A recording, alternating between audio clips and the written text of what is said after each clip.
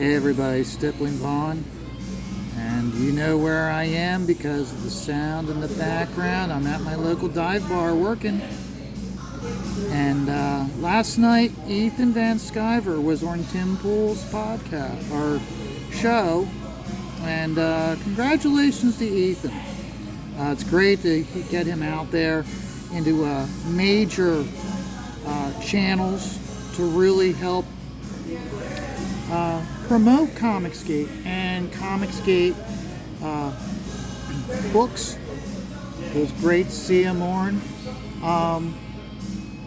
It was really good. I really enjoyed it. I mean, he really was able to hit on all the points I think he really wanted to, giving him essentially his origin story, what led him to Cyberfrog and Comicsgate. The guys were very respectful and were very it was just a lot of good interaction. Afterwards, Ethan was on Dale Keown's Ballers. Ballers is a weekly show between Shane, Mandy, and Patrick Parnell's channel. And this week was they're getting Dale, getting his channel built up, and Ethan was on it and gave a quick synopsis of his experience on Timcast. From what I understand, Comicsgate.org, the site crashed because so many people were going over to the website, and it was really good. The only thing I really wish is I wish Ethan had the opportunity to promote and really push how he's been able to take that little comic book that couldn't and has been able to spin it off, that not only is he creating great content and great stories for us, but he's actually now doing toys. I wish he'd been able to have the chance to really get into that he's making toys, and how not only making toys but high quality toys, and he's doing it because of the crowdfunding. That would have been, I think he would have gotten an even bigger hit on his campaigns. Sorry, I'm the inkwells, I'm not getting enough ink on this, but I think it would have been great if he'd been able to a chance to mention for the guys to bring up the campaign for the action figures. I think that would have been awesome. But hey, you know what?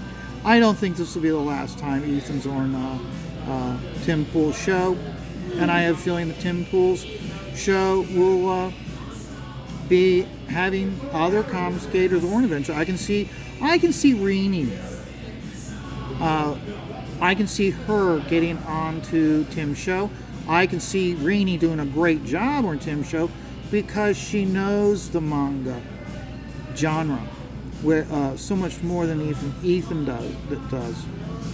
She could really get in and connect with the guys and really be like, hey, this is what I'm doing, and because she has a manga look and feel to her book. I mean, Tim, I think, would really eat up her stuff, and really, I think the enthusiasm he had for Ethan would go next level if he really saw and had the chance to really talk to Renee about her book, and Renee being so based as she is, having been raised in Singapore. No, she's not Singapore. She's Taiwanese, I think. I'm sorry, Renee. I'm sorry, I can't remember. But the point is that she wasn't raised in America, and so she doesn't have the same outlook as so many others. And even she even says how she doesn't have the same outlook as so many of her classmates who went to school for art. And I think she'd do a great on Tim's show, specifically because of the art style she has. It has a very manga-esque feel to it.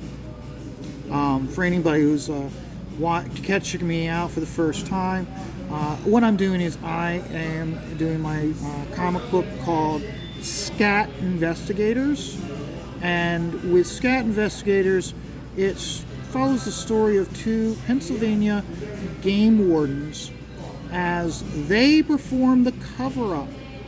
Okay, they're not Fox and Mulder. They're out to find and discover what the truth is. No, okay.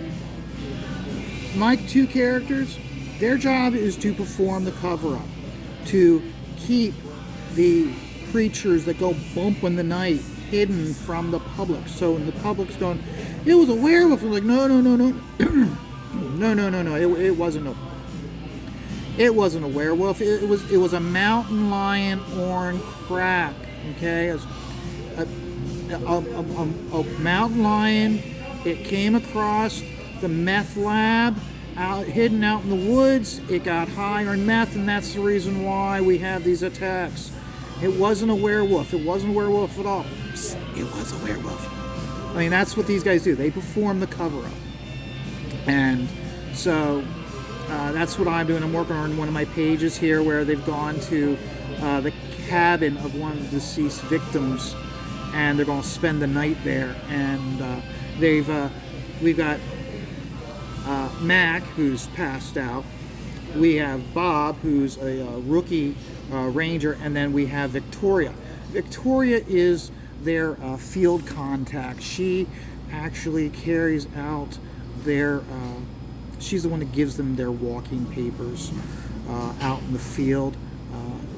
The master vampire is the one that calls the shots and makes certain that the stuff is being kept hidden from the public. Yes, yes, I am. But that's what she does. She's the one who gives them their marching orders and guides them out in the field. You don't get to see the first panel of this book because of this page, I should say, because of it has like an Easter egg or as a reveal of the book that I don't want anybody to see yet. So that's the book I'm working on. The whole thing is being done with dots. I stippled the whole thing. So that's the reason why it has this graphic look that it has. Okay, so that's giving you a heads up. I do weekly videos every single Saturday and Sunday. So where you have the chance to follow along with the progress. I have a regular job, so I don't really do this on the weekends. So that's the reason why it's one of those like, you didn't get much work done from Sunday's video. Well, that's because I had a regular job I had to do during the week. So, but how do I let people know about what I'm doing other than doing these videos every single week? So, but I was thinking about something that Tim was saying at the end with what can Tim do to help out Comicsgate? And I was thinking about how the fact that Comicsgate's grown so much that having a trailer for your book is so important to have a successful campaign. I think about how Graham Nolan with the Chenoo and Alien Alamo, and now with Ghost of Matacumba Key, how they have movie trailers. He has these trailers almost like movies, and almost like mini commercials that Tim could throw the link up, or maybe like at segments during the show, right before he would do a commercial break. He plays one of those trailers. That would be something that would be low production for him, but high value reward for people to back these books. I mean, think about it. It's okay. Tim Pool's like, okay, we're going to take a short commercial break, and this segment play it up. I kind of like how the old 60s TV shows would go, where you'd have a talk show, and at the break they would say and this segment was brought to you by Corn Flakes cereal. Have something like that, and then during a quick 2 or 3 commercials, do faux commercials, where you'd have Graham's Ghost of Matacumba Key, Aaron's Wraith of God and just play the trailers to their campaigns. If Tim wants to help out, that's how Tim can really help out Comicsgate, is stuff like that, or to have a segment in his show where he plays something like that. I see that as a win-win, because that would draw people to his show from Comicsgate, and it brings Tim Pool's audience to these books that will be highlighted, of getting a promotion that normally they wouldn't be able to get. But I mean, I'm just basically, you could say, talking aloud, daydreaming aloud. It's up to you to say my methodology. I don't know. None of this is scripted. I'm just thinking aloud while I'm working here and entertaining you guys. So, but no, I thought that was really, really, it was really entertaining to see Ethan on Tim Pool's show. And then, like I said, Dale had he's only done 3 streams. We discovered this from Danger Vanessa. She pointed out during Dale's stream last night that he's only streamed 3 times, so he may not have enough. He's got the subscriber count. He may not have the views yet. So going over and watching his show from last night, as long as it wasn't taken down, would help him out. If he were to do, even if he were to do like some 5 or 10 minute segments, almost like a YouTube short, to talk about what he just maybe do something like this, where he's pulled out a sheet of paper and he's just doodling while he's talking. Get his views up real quick. I know a lot of people like these draw streams, and it gives them the chance to see the progress of these pages and work as they're produced. I personally will enjoy doing this. It's kind of slightly therapeutic for me to be able to just just get to work and just do some talking, and then after I'm done doing this video, I will provide you links to what I've talked about. So I mentioned Ethan, I mentioned Rini Strakowski, I mentioned Aaron and Graham. I'll include their campaigns, their active campaigns, in the description, so that way anybody who's watching this can go and support those campaigns. It's the one way we as fans can help these guys, is by sharing their links. One of the things that Ethan really didn't get a chance to talk about, and I wish he had, is I wish he'd had the opportunity on Tim's show to talk about what's going on in Comicsgate with Indiegogo shadow banning so many of these campaigns. That would have been big. Awareness is a big thing, and being able to bring that to light to Tim's audience with what these big tech businesses are doing, which Tim in some ways addresses with what he's going through, I think would help out a lot. Because remember, public pressure matters, and we're discovering that how the left has weaponized it. Well, we can do the same thing. We can reach out to these companies and go, hey, why are you shadow banning these campaigns? Why are you deplatforming these people? They're not doing anything wrong. You're listening to people that don't even buy the product. We're the ones that buy the product. Why are you listening to people who aren't going to buy the product? So, but overall, I thought I was very impressed. I hope that Ethan's able to ride this motivation, and it results in sales, not just for him, but for so many other comic skaters. The next big show he's going to be doing, I think, well, he's probably going to be doing a show tonight, probably Sunday, but the next big show for me, I think, is going to be Comicsgate Kings. I'm hoping he has a much bigger than usual audience, and as a result, those creators will get some bumps in their campaigns. This will be the one, I think this upcoming Monday show will be the one show where Ethan needs to really rotate other creators in. Like Dan Fraga, you gotta get yourself onto Ethan's show for like at least half an hour. Same thing with RT Bear. Get her on the show for at least a half hour, so you can so people can see you, and they can go and then back your campaigns.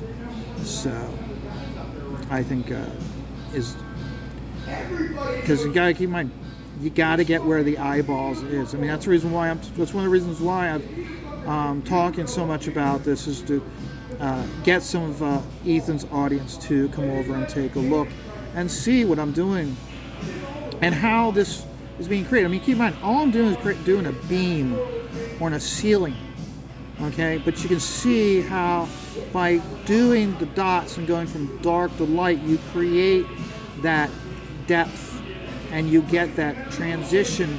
So it creates that three-dimensional feel to it, and how I'm going in with the dots to create that illusion of wood grain. Okay, so, and what I'll do also then is after I've done that, what I'll do is I'll put in the top, the ceiling panels, and what I might do is like just add a little bit of dot, a little bit of tone, like right around here. So you think about it, have a little bit of, you know what, let's just do it. Okay, so you put some, let's see, I might need to, yep, gotta add some more ink. That's what happens when you are working traditionally and not digitally. So just add, get the Bob Ross, just speak softly. Okay, just speak softly. And just add the dots in. So you get that sense of depth there. And then take the seam here where the two boards meet, and then we're just gonna pull it in. And you see how I did that? I started thick and then went thin, okay? So by doing that, you now have that sense of depth, okay? By putting the dots on this side to push it back, but you have this stark dark here. By having this white and then this dark, okay, it gives the depth. So that way you have that, and by doing it on this side where you don't have that, so you have this darkness here, okay? You don't have it on this side of the beam. So what it does is it pulls the beam forward in the depth of space from this board here, okay? So that's just showing you a little how I am going about it and creating the image. But no, I thought that last night's great was episode, and it's funny how everything I'm talking to you right now, it's completely unscripted. I do have notes on a subject that I do want to address, and it's just the video already is so long that it's one of those where it's like I'll have to save it. But I have my opinion on the supposed DC layoffs again, and my opinions. I'll have to save it for another day. I'll try to use it, and I'll probably for tomorrow's show. Okay, I do videos every single Saturday and every single Sunday. Please like, subscribe. It helps out so much. And here's the big thing: okay, you like it, you subscribe, you share, and you comment. Okay, those are 4 things that you can do for any show that you watch. Okay, they're free, and they help out the channel. They help out the creator. Okay, even if you comment with you suck, learn how to do this before you stream again. Okay, even if you're going to be like that. Okay,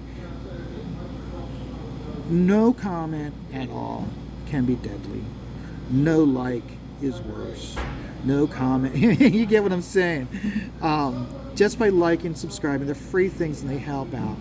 Okay, because as channels grow, they get better. Okay, so I'm really impressed. I'm looking forward to Ethan's Wrecked Planet. I'm looking forward to getting it. I will be giving a honest critique once I get it.